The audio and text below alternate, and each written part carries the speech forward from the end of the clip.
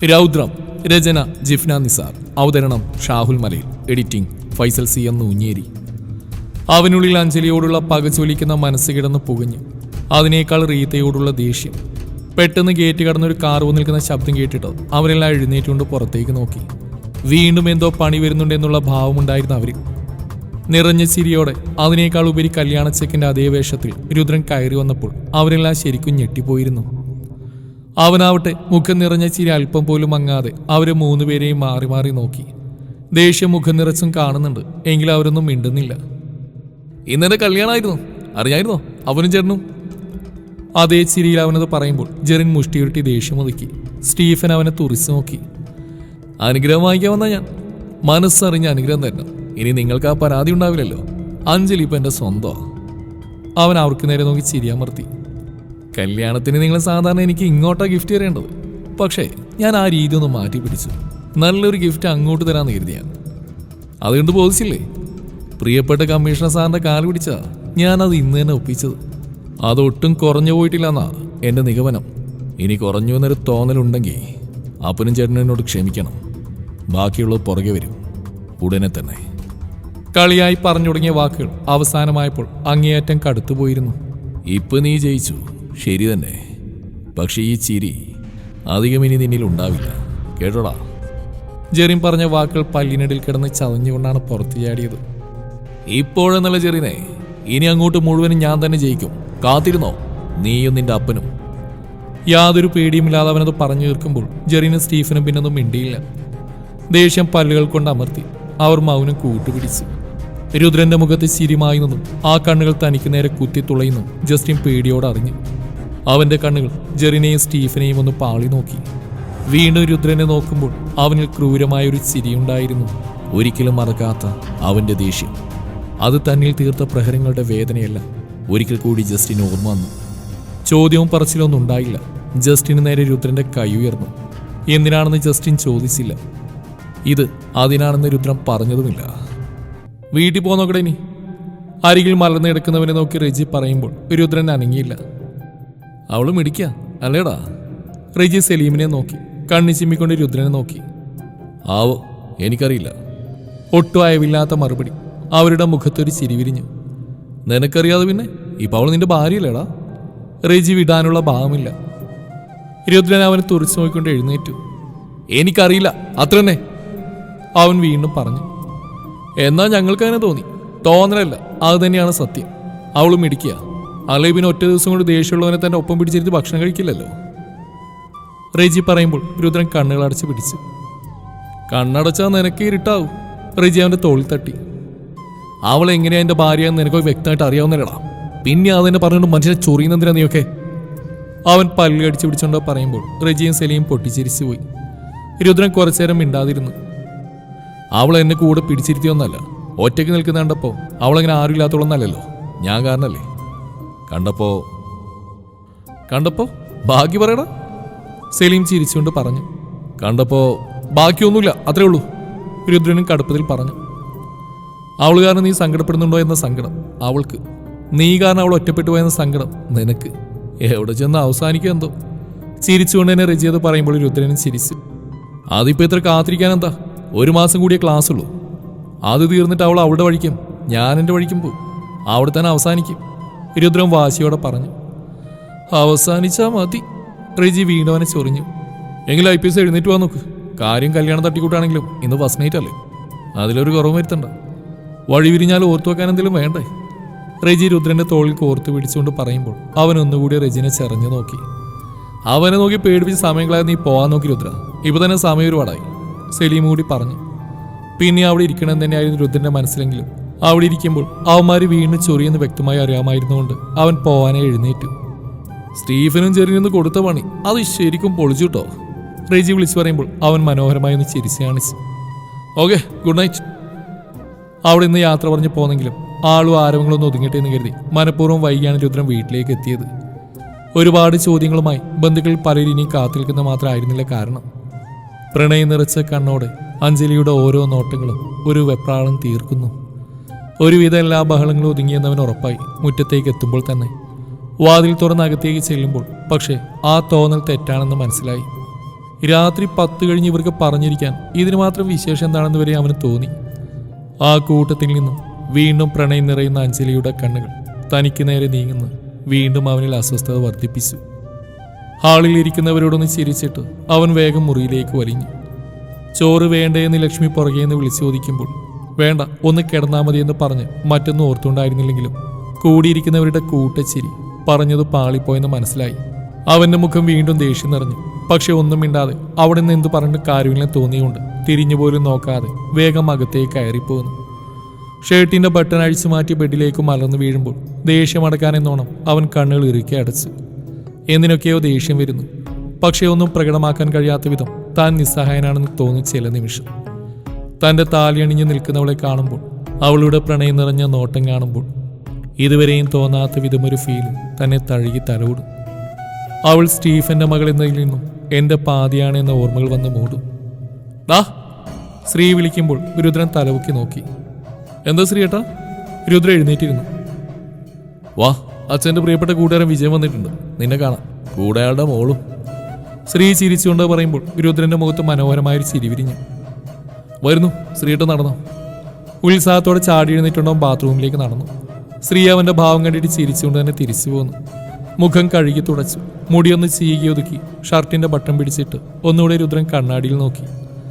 അവന്റെ ചുണ്ടുകൾ കൂടുതൽ മനോഹരമായൊരു ചിരി പൊഴിച്ചു. ഇറങ്ങി ചെല്ലുമ്പോൾ ഹാളിലെ സോഫയിലിരിക്കുന്ന വിജയന്റെ മുഖം ഒന്നുകൂടെ കറുത്തുപോയി. അച്ഛൻ്റെ അടുത്ത സുഹൃത്തായിരുന്നു ഞാൻ. ഞാൻ നാട്ടുകാർ പറഞ്ഞിട്ട് വേണമായിരുന്നോ നിന്റെ കല്യാണം കഴിഞ്ഞറിയാൻ? കല്യാണം അറിയാഞ്ഞതല്ല, തന്റെ മകളവൻ വിട്ടുകളഞ്ഞല്ലോ എന്നാണ് ആ അവലാതിക്ക് പിന്നിലെന്ന് രുദ്രന് വളരെ വ്യക്തമായിട്ട് അറിയാം. അയാൾ കണ്ണുവെച്ച IPS പദവി താൻ വിട്ടുകളഞ്ഞെന്ന് കരുതി സ്വന്തം മോൾക്ക് വേറെ കല്യാണം ആലോചിച്ചെന്ന് ഇവിടെ വന്ന് പറഞ്ഞയാൾ മറന്നുപോയതുപോലെ ഇപ്പോഴത്തെ ഈ സംസാരം. ശ്രുതിയെ രുദ്രനൊന്ന് പാളി നോക്കി. അച്ഛനെ പോലെ തന്നെ നിരാശയിൽ മുങ്ങിപ്പോയിരുന്ന അവള്. അങ്കിള് നാട്ടിലുണ്ടായിരുന്നില്ലല്ലോ? റെജി പറഞ്ഞ അറിവെച്ച് രുദ്രൻ ചോദിക്കുമ്പോൾ വിജയൻ നിരാശയോടെ തലയാട്ടി. സേതുവിൻ്റെ വലിയ ആഗ്രഹമായിരുന്നു. രുദ്രനൊന്ന് ഇടം കണ്ടിട്ട് നോക്കിക്കൊണ്ട് വിജയൻ പറഞ്ഞു. എൻ്റെയും. അല്പം നിരാശയിൽ എന്ന പോലെ അവനത് പറഞ്ഞു. അച്ഛൻ്റെയും മകളുടെയും മുഖം ഒന്നുകൂടെ മങ്ങുന്നു അവൻ സംതൃപ്തിയോടെ നോക്കി. സത്യം, അങ്കിളെന്നിവിടെ പറഞ്ഞ് ശ്രുതിക്ക് വേറെ ഒരു ആലോചന കൊണ്ടുവന്നു എന്നല്ലേ? അതുകൊണ്ടല്ലേ ഞാൻ വേറെ പെണ്ണിനെ കിട്ടിയത്. ഇല്ലെങ്കിൽ അത്രയും മോഹിച്ച അങ്കിളിൻ്റെ മോളെ ഞാൻ വിട്ടുകളയോ? കുറ്റബോധം കൊണ്ട് നീർന്ന അയാളിലേക്കും അഹങ്കാരത്തോടെ അന്ന് തന്നെ നോക്കിപ്പോയവളിലേക്ക് രുദ്രൻ കൂടുതൽ മുള്ളുകൾ വാരി വിതറി. എൻ്റെ പെണ്ണിനെ കണ്ടില്ലല്ലോ? അവൻ ചോദിക്കുമ്പോൾ അവർ രണ്ടാളും ഉണ്ടെന്നോ ഇല്ലെന്നോ പറഞ്ഞില്ല. അഞ്ജലി ഉറക്കെ അവൻ വിളിക്കുമ്പോൾ അത് കാത്തിരുന്ന പോലെ അഞ്ജലി വന്നിട്ട് അവനോട് ചേർന്ന് നിന്നു. രുദ്രൻ അവിടെ തോളിൽ കൈയിട്ട് ചേർത്ത് പിടിച്ച് ശ്രുതിയെ ഒന്നുകൂടെ നോക്കി ചിരിച്ചു. ആ മുഖം ചുവന്നു പോകുമ്പോൾ അവന്റെ മനസ്സ് ആനന്ദത്തിലായിരുന്നു. പിന്നെ അധികം നിൽക്കാതെ അവർ യാത്ര പറഞ്ഞു പോകുമ്പോൾ അഞ്ജലിയെ വിടാതെ തന്നെ അവൻ വാതിൽക്കൽ നോക്കി നിന്നു. ആരാ പെണ്ണ്? അഞ്ജലി പതിയെ രുദ്രനോട് ചോദിച്ചു. അവളെന്റെ ലവറായിരുന്നു. ഒന്ന് ചിരിച്ചുകൊണ്ട് അവൻ മറുപടി അറിയുമ്പോൾ അഞ്ജലിയുടെ മുഖം കൂർത്തു. കൊല്ലും ഞാൻ. അവന്റെ വയറിൽ അവൾ മുട്ടുകൈ കൊണ്ടൊരു കുത്തു കൊടുത്തു. അതിന് നീ ഒന്നുകൂടെ ജനിക്കണേ യുദാസേ, നല്ലൊരു അപ്പന്റെ മോളായിട്ട്. പുച്ഛത്തോടെ പറഞ്ഞ് കയ്യും തട്ടിക്കുടിഞ്ഞുകൊണ്ട് അവൻ തിരികെ നടന്നു. അഞ്ജലി കയറി ചെല്ലുമ്പോൾ ശിവ ഫോൺ വിളിയിലാണ്. ജീവൻ ഇന്ന് അവൾക്കൊരു ഫോൺ സമ്മാനിച്ചിട്ടാണ് പോയത്. അഞ്ജലി ചെന്നിട്ട് ബെഡിലിരിക്കുമ്പോൾ ശിവ അവളെ ഒന്ന് കൂർപ്പിച്ച് നോക്കി. എന്നിട്ട് ജീവനോട് പിന്നെ വിളിക്കാമെന്ന് പറഞ്ഞുകൊണ്ട് ഫോൺ കട്ട് ചെയ്തു. നീ എന്താ ഇനി ഇവിടെ?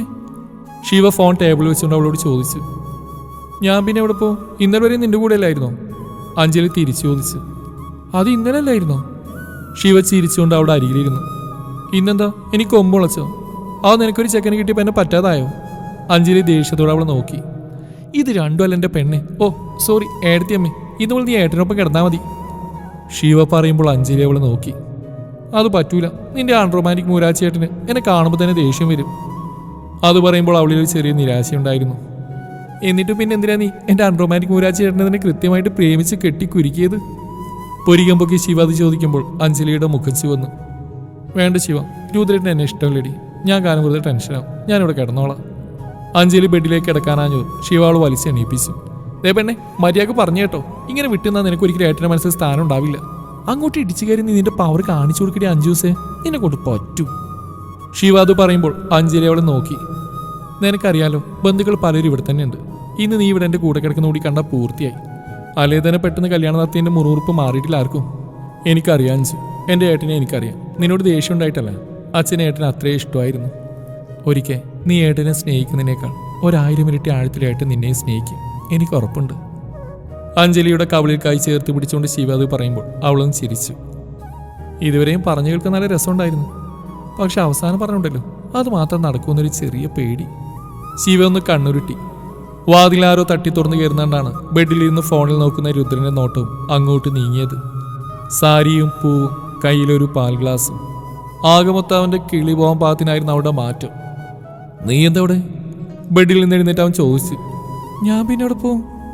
കയ്യിലെ ഗ്ലാസ് ടേബിൾ കൊണ്ടുവെക്കുന്നതിന്റെ അഞ്ജലി തിരിച്ചു ചോദിച്ചു. നീ ശിവയുടെ കൂടെ അല്ലായിരുന്നോ?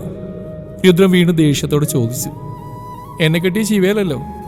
മുറിയിലൂടെ ഒന്ന് ആ കണ്ണടിച്ചുകൊണ്ട് തിരിഞ്ഞുകൊണ്ട് അവൾ രുദ്രനെ നോക്കുമ്പോൾ അവനും തനിക്ക് നേരെ സൂക്ഷിച്ചു നോക്കി നടുവിന് കൈ കൊടുത്തുകൊണ്ട് നിൽപ്പുണ്ട്. എത്ര ഒതുക്കി പിടിച്ചിട്ടും പേടിയുടെ മേലെ എടുത്തണിഞ്ഞ ആവരണം പൊഴിഞ്ഞു വീഴുന്നുണ്ടെന്ന് തോന്നി അഞ്ജലിക്ക്. അവന്റെ നോട്ടം നേരിടാനാവാതെ വേഗം തിരിഞ്ഞു നിന്നു. ഇനി എന്തു പറഞ്ഞാലും അവൾ ഇറങ്ങിപ്പോകില്ലെന്ന് തിരിച്ചറിവ് വന്നുകൊണ്ടായിരിക്കും രുദ്രൻ പോയിട്ട് വാതിലടച്ചു. അഞ്ജലിയുടെ വെപ്രാളം ഇപ്പോഴവനെ കാണാവുന്ന പരുവത്തിലാണ്. ഡി യുവദാസേ, നീ ഫസ്റ്റ് നൈറ്റ് ആഘോഷിക്കാൻ വന്നാണോ? അവൾക്കരികിൽ ചേർന്ന് നിന്നിട്ട് രുദ്രൻ പതിയെ ചോദിക്കുമ്പോൾ അഞ്ജലി ഞെട്ടിക്കൊണ്ട് അവനെ നോക്കി. ആണോ? പറ, കേൾക്കട്ടെ. കണ്ണിൽ നോക്കി ചോദിക്കുന്നവന്റെ ഭാവത്തിന് മുമ്പിൽ അവളുടെ ധൈര്യം ചോർന്നു പോകുന്നുണ്ട്. തിരിഞ്ഞു നിന്നിട്ട് അവൾ വേഗം പാലെടുത്തുകൊണ്ട് അവന് നേരെ നീട്ടി. ഓ, ഇതാരുടെ വക തന്നിട്ട്? അത് വാങ്ങാതെ വീണ്ടും അവൻ ചോദിച്ചു. അമ്മ. തലകുനിച്ചുകൊണ്ടാണ് അഞ്ജലി പറയുന്നത്. ഓഹോ, ആണല്ലേ, ശരി. പക്ഷെ ഒരു കാര്യം ഞാനിപ്പോഴേ പറഞ്ഞേക്കാം. കുറച്ച് ദിവസം കഴിയുമ്പോഴേ, അല്ലെങ്കിൽ ഒരു മാസമൊക്കെ കഴിയുമ്പോൾ ഈ അമ്മ തന്നെ നിന്നോട് പറയും, എനിക്ക് എൻ്റെ മോൻ്റെ കുഞ്ഞിനെ കാണാൻ വല്ലാത്ത മോഹമുണ്ടെന്ന്. ഇപ്പൊ ഇത് വാങ്ങി വന്ന പോലെ. അന്ന് അതും നടത്തി കൊടുക്കാൻ നീ റെഡിയാവോ?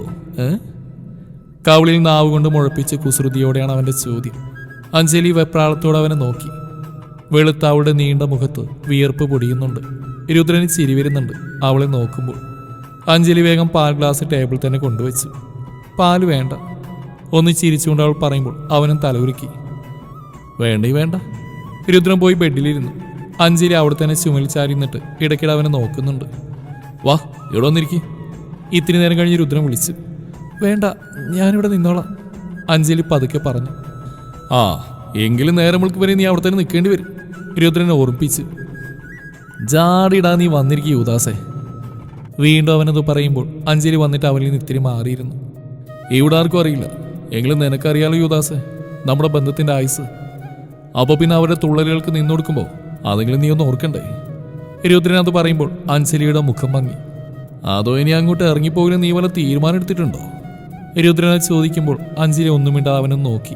പക്ഷെ എൻ്റെ മനസ്സിൽ നല്ല ബോധമുണ്ട് നീ തിരിച്ചിറങ്ങി പോവേണ്ടവളാണെന്ന്. അപ്പൊ അധികം ഇങ്ങോട്ട് ഭാര്യ കളിക്കാൻ നല്ല കുട്ടിയായി നിന്നാ നിനക്ക് കൊള്ളാം. എടോടി യുവദാസ്. ചിരിച്ചുകൊണ്ട് പറയുന്നവന്റെ വാക്കിലാഴം അവനെ നോക്കുമ്പോൾ അഞ്ജലി അറിയുന്നില്ല. പകരം അങ്ങേയറ്റം പ്രണയത്തോടെ അവളുടെ മിഴികൾ അവന്റെ മുഖത്ത് ഇഴഞ്ഞു നടന്നു. കലിപ്പിലാണെങ്കിലും ചിരിച്ചുകൊണ്ടാണെങ്കിലും ഇവൻ ഒടുക്കത്തല്ലോ കാണല്ലോ ദൈവമേ. തന്നെ സൂക്ഷിച്ചു നോക്കിയേക്കുന്ന അഞ്ജലിയെ അവനും തുറിച്ചു നോക്കി. കിടക്കുന്നു, അങ്ങോട്ട് കയറി കിടക്കാൻ നോക്കടി. യാതൊരു ആവശ്യമില്ലായിട്ടും അവൻ വെറുതെ ഒച്ചയിട്ടപ്പോൾ അഞ്ജലി ഞെട്ടി. നമ്മൾ രണ്ടും ഇവിടെ കിടക്കുവോ? അഞ്ജലി വീണ്ടും ബെഡിലേക്ക് നോക്കി ചോദിച്ചു. നീ കിടക്കുമെന്ന് എനിക്കറിയില്ല, ഞാനെന്തായാലും ബെഡിൽ കിടക്കും. ബെഡിലേക്ക് കിടക്കൂ, അവൻ അവളുടെ നേരെ നോക്കി പറഞ്ഞു. രുദ്രന് ഇവിടെ ഒരു സോഫ വാങ്ങിച്ചിട്ടൂടെ? അഞ്ജലി ചോദിക്കുമ്പോൾ രുദ്രനെ നെറ്റി വിളിഞ്ഞു. അല്ല, അങ്ങനെയൊക്കെയല്ലേ കണ്ടിട്ടില്ലേ സിനിമയിലൊക്കെ? പിണങ്ങുമ്പോൾ നായിക സോഫയിൽ ഇറങ്ങി കിടക്കും, നായകൻ വന്നിട്ട് അവളെ എടുത്തുപൊക്കി ബെഡിൽ കിടത്തും. അങ്ങനെയൊക്കെ. നിങ്ങൾ എന്തൊരു ബോറാ രുദ്രേട്ട. വളരെ കാര്യമായിട്ട് നിരാശയിൽ അഞ്ജലി അത് പറയുമ്പോൾ രുദ്രൻ നെടുവീർപ്പോട് അവളെ നോക്കിയൊന്ന് കണ്ണുരുട്ടി. സിനിമയിൽ നായകൻ ഫസ്റ്റ് നൈറ്റിൽ വേറെ പലതും കാണിക്കാറില്ലേ? അങ്ങനെ വല്ലതും വേണോ നിനക്ക്? ഞൊടിയുടെ കൊണ്ട് അവന്റെ ഭാവം മാറി. അഞ്ജലി വീണ്ടും വെപ്രാളത്തോടെ അവനെ നോക്കി. വേണോ? വീണ്ടും അവൻ ചോദിക്കുമ്പോൾ അഞ്ജലി വേഗം വേണ്ടെന്ന് തലയാട്ടി. എങ്കിൽ മര്യാദ കയറി കിടന്നോ. ബെഡിലേക്ക് ചൂണ്ടി അവനത് പറയുമ്പോൾ അഞ്ജലി വേഗം ബെഡിന്റെ നേരെ നടന്നു. ലൈറ്റ് അണച്ചിട്ട് അവൻ അരികെ വന്ന് കിടക്കുമ്പോൾ അഞ്ജലി ശ്വാസം പിടിച്ച് കിടന്നു. ശ്വാസം പിടിച്ച് കിടന്നിട്ടെങ്ങാനും നീ തട്ടിപ്പോയാ അതിന്റെ കുറ്റം കൂടി ഞാൻ കേൾക്കേണ്ടി വരും. എടോടി യുവദാസ്. അടക്കി ചിരിച്ചുകൊണ്ടാണ് അരികിൽ കിടന്ന് അവനത് പറയുന്നത് അവൾക്ക് തോന്നി. അവളുടെ ചുണ്ടിലും ഒരു ചിരിയുണ്ടായിരുന്നു, ഹൃദയം നിറഞ്ഞ സന്തോഷത്തിന്റെ ചിരി. കയറി വാ ചേട്ടാ. റീത്ത മങ്ങിയ ചിരിയോടെ വിളിക്കുമ്പോൾ ജോസ് ഒരു നിമിഷം അവരുടെ നേരെ നോക്കി. പഴയ തിളക്കമാഞ്ഞ മുഖം അയാളിൽ വേദന തോന്നിച്ചു. കാറിന്റെ ഡോർ അടച്ചുകൊണ്ട് അയാൾ അവരുടെ അടുത്തേക്ക് ചെന്നു. എന്നതാടി പെട്ടെന്ന് ഇങ്ങനെയൊക്കെ? ജോസ് ആകുലതയോടെ റീത്തയെ നോക്കി. ഒക്കെ പറയാം, ചേട്ടൻ വാ. റീത്ത സഹോദരന്റെ കയ്യും പിടിച്ച് അകത്തേക്ക് നടക്കുമ്പോൾ അത് കണ്ടുകൊണ്ടാണ് സ്റ്റീഫൻ ഇറങ്ങി വന്നത്. പൊതുവെ കറുത്ത അയാളുടെ മുഖം ഒന്നുകൂടെ കടുത്തു. തുടരും ഈ കഥയുടെ ബാക്കി ഭാഗം നാളെ ഇതേ സമയം.